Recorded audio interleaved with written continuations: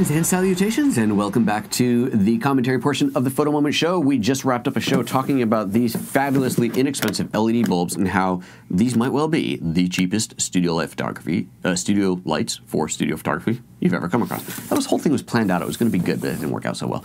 So we are in the, sorry about the mic placement today. So we are in the commentary part of the show here where you can talk about anything you guys want to talk about. So I know there's a question that came up very, very early, and let me see, where was I? It was about the 8-18. Let me see if I can find that question here. Here we go.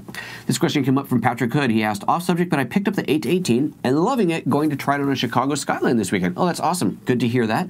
Thank you for letting me know. Hopefully use my affiliate link down below. If you're going to buy any gear just incidentally that you see on the show, I would super appreciate it if you could use the affiliate links down below. In fact, what you can do is scroll down to the very bottom and there's generic links. You can just bookmark those, and anytime you shop at Amazon or B&H, if you use those links, that would be super awesome. I would appreciate that. But the 8-18, I'm glad to hear you're loving it. I'm going to give you a little update on what I'm going to be doing with that lens. As regular viewers know, I got that lens very recently. I think it was just last week, right? And so far, I mean, it's looking great. I've done just a very little with it. I did a quick look in the studio with it. I did use it for a very little bit of kind of vloggy style vlogging from our show up on the mountain on Friday, since we couldn't go live from the drone like planned. I shot something with that. Over the next couple weeks, there's not a whole lot I'm going to be able to do with it, but in 2 weeks, in 2 weeks' time, a little less, I am going on a short, few day long trip. And I will be telling you all about that shortly here, as soon as I get all the things set for that, because it's all stuff that you guys can participate in.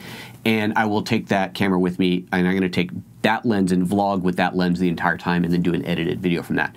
The other thing I plan to do with that lens is do a lot of side-by-side to the 7-14. So I don't know if I'm going to use two cameras and do a simultaneous thing, or just swap lenses and do some of the same movements. But because the lens is so popular, the 7-14 is so popular for vlogging, I think that people are going to be quite interested to see how the 8-18 compares to it, whether it is a better choice or not for the type of vlogging kind of thing that you're going to do. So that 8-18 is a really nice lens. I'm super happy with it so far. All right, let's hear back down to the bottom of the comments here. APN TV saying the first attempt at downloading the full GH5 course still failed. Tell me what do you mean by failed, APN? Did it not decompress, or did it just not download? So again, for those of you who don't know, I've got this GH5 training that is available if you're a GH5 user. Go to gh5training.com and please do enjoy that. It is a fantastic course, I do believe. There were some issues with uncompressing the zip file for Windows 10 users, some weird file name glitch. And I thought I refixed everything, and I just re-uploaded all the files last night, and so someone's telling me it's not working. So let me know what it is. APN TV, if it's just a download issue, then that's probably that's something between you and my servers, and my servers. Amazon has 3 servers. If it's not uncompressing, that's the problem that we have to fix. So let me know. Patrick Hood says, I did use it. I think you're talking about the 8-18. I'm not sure. Achita says, I also have LED bulb light setup. I've tried with the AC dimmer, but it lowers the hertz instead of the voltage. I just want to say, don't buy the AC dimmer from eBay for LED bulbs. Okay, that's great to hear. Well, there are bulbs that are specifically dimmable, and then there are ones that are not. And I know this much from talking to an electrician friend. If you try to dim, let me back up. If you have in your house, you've got a wall switch dimmer. It used to be that you had to have a special dimmer to work with LED dimmable bulbs. The regular, even if the bulb said dimmable, you put it onto an old-fashioned dimmer and it didn't work. And I know I've tried this actually. What happens is you turn it down, nothing happens. You get down towards the bottom and suddenly it goes off. Great, thank you. But the newer crop of dimmable bulbs, and these are not dimmable, but the newer crop of dimmable bulbs, to my knowledge, should work with your old style dimmers, which is great, because that makes it much easier for people to replace all the bulbs in their homes. And a lot of people have dimmers on their lights. Dimmers are fantastic. So if you can't dim them, then it's like, well, it kind of sucks. You know, you have to have your living room at full brightness all the time. Nobody wants that. So hopefully, again, as far as I understand, the newer crop of bulbs don't need special hardware to do the dimming. I could be wrong, but Achita is saying don't buy the AC dimmer from eBay for LED bulbs. So thank you for that. And Sean Yem is saying, I love cheap LEDs for video and GH5. You know, it's great. It really is. One of the things that's different, you know, I have some very nice, very high-end LED lighting that I use for my production work, and they're from a company called Fiilex. Not sponsored by them. I bought my own gear, but I love, love, love their lights. But they're really expensive.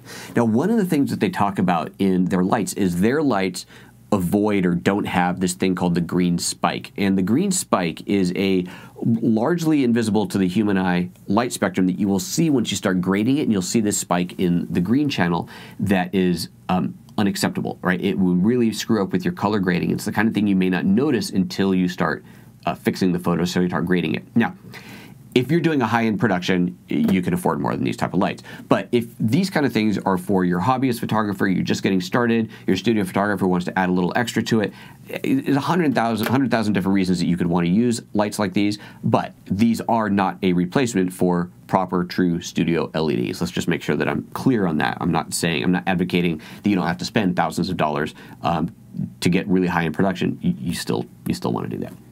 Okay. APN TV says it aired after uncompressing. Oh, man. Okay, APN, do me a favor, shoot me an email, and let's talk about that offline and see if maybe you can work with me and we'll try to get to the bottom of this. Oh, this is frustrating. Okay, Burns Tech says, please, please, please, please, anyone using dimmers, please use certified electrics for your country. It's not worth burning your house down or worse, getting hurt or killed. Well, I would say definitely not. Yeah, dimmers that are certified for electrics for your country. I didn't know you could buy things that weren't, but there you go. The PSA for the day. Buy the right stuff, people. Don't burn your house down. Thank you, Burns. All right. Now, Aaron is saying you also want LED bulbs that have a high CRI number.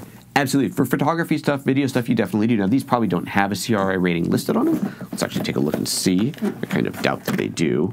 I wouldn't expect it for something like this. But again, we are not looking for really high quality lights here. We're just looking for a cheap, reasonable light bulb. No CRI on here. CRI, by the way, stands for Color Rendering Index. I think that's right, Color something Index. And it's essentially the higher the number, the higher quality of the light. This is when you spend really good money on the lights. You'll find a very, very high CRI number. You buy cheap lights and it has a lower number. You get what you pay for, but again, in a pinch, hobbyist, starting out, playing around, great, great. Color Rendering Index. I was right. Very good way to go. So, that's it. I think that's it. No other questions, no other things. I've got a lot of work to do, so I am going to knock out of here. Tomorrow's Friday. I'm going to be in the studio all day tomorrow, so I might just do a show from here. I don't know. We'll figure that out. You'll know by the end of today. We'll set one up. All right, folks, thanks a bunch for sticking around. You know what to do. If you like the show, give us a thumbs up. If you're watching live right now, go ahead and hit that thumbs up button. I do appreciate that. If you don't like it, you know what to do as well. That wasn't, no, I mean, like, you can do this and then be nice about it. Not, God, you people have dirty minds. Take care of yourselves. We'll see you tomorrow. Bye-bye.